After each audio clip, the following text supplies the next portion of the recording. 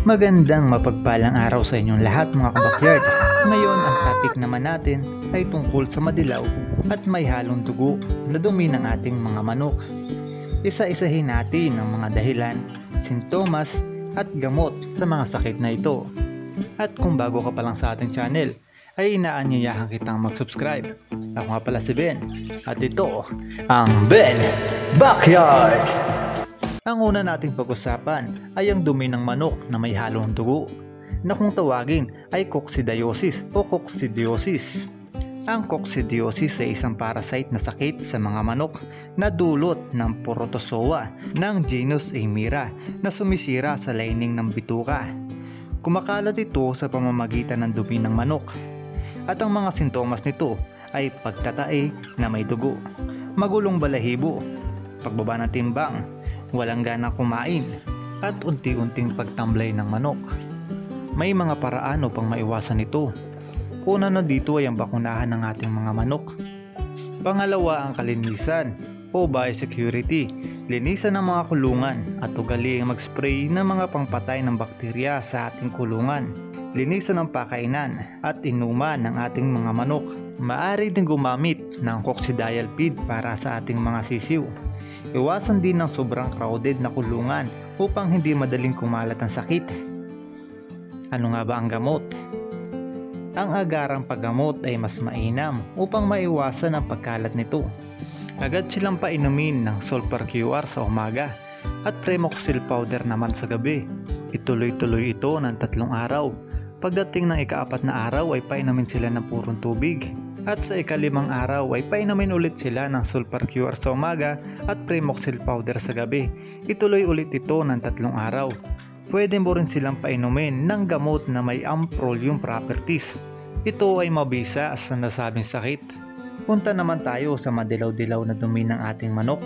Ito ay tinatawag na E. coli o colibacillosis.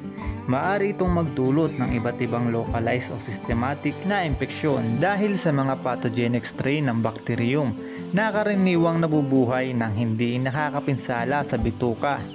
Madalas itong nagtitrigger ng stress o iba pang mga sakit.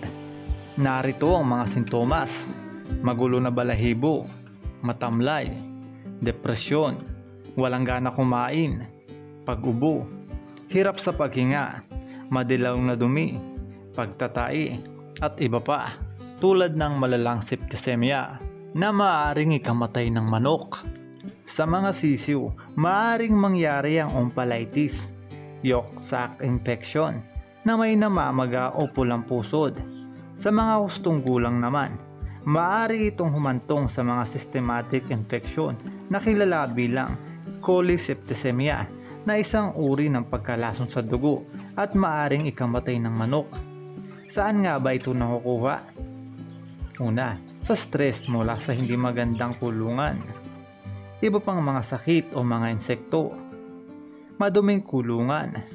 Kontaminadong pagkain o inumin. Maaari din silang mahawa ng mga ligaw na ibon o kaya sa mga manok ng kapitbahay. Ano nga ba ang gamot? Painumin sila ng antibiotic tablet para sa panabong. Panamox forte naman para sa sisiw o inahin.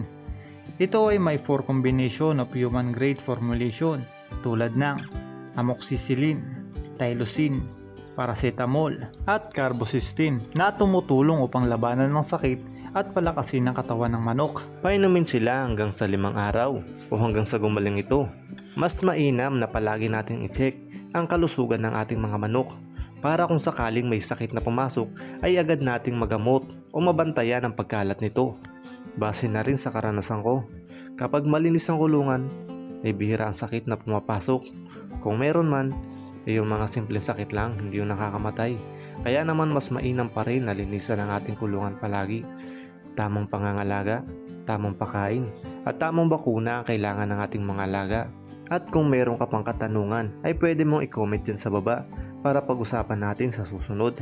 Dahil sa tingin ko ay hanggang dito muna tayo.